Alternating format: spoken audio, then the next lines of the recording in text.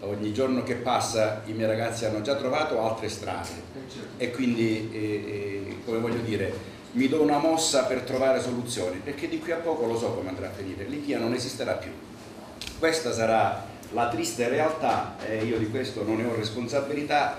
Un vertice qui alla provincia con i dirigenti, alla presenza anche del provveditore per cercare di trovare una soluzione all'emergenza IPIA. Ecco, una soluzione sembra essere stata trovata e individuata dall'amministrazione provinciale. Tra una ventina di giorni saranno reperite 25 aule, uno stabilimento nella zona industriale. No, tra una ventina di giorni.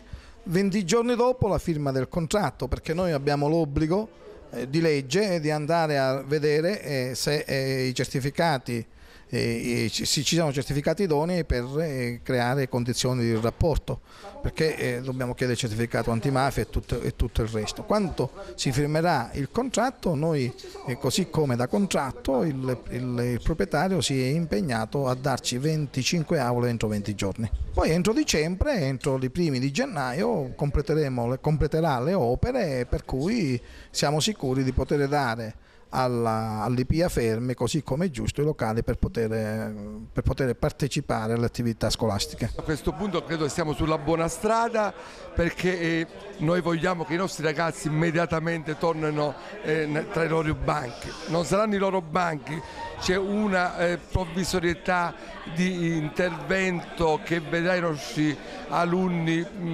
circa per 2 mesi di pomeriggio nei locali del Foderà Brunelleschi, nello Sciascia, ma la provincia ci ha già dimostrato che è una situazione molto provvisoria, vero come è vero che prima di dicembre avremo a disposizione dei locali dove potranno essere accolti tutti i ragazzi. Presidente, questo nell'immediato, invece a medio e lungo termine c'è anche la possibilità di poter intervenire sui fabbricati dell'IPIA Fermi per metterli in sicurezza. Avete la possibilità, c'è la disponibilità, patto di stabilità permettendo?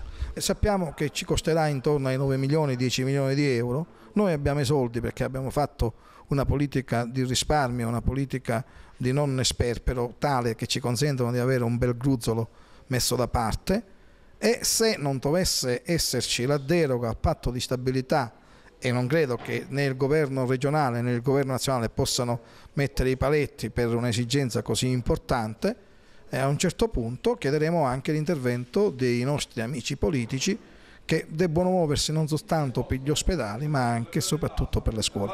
Quindi in base alle certificazioni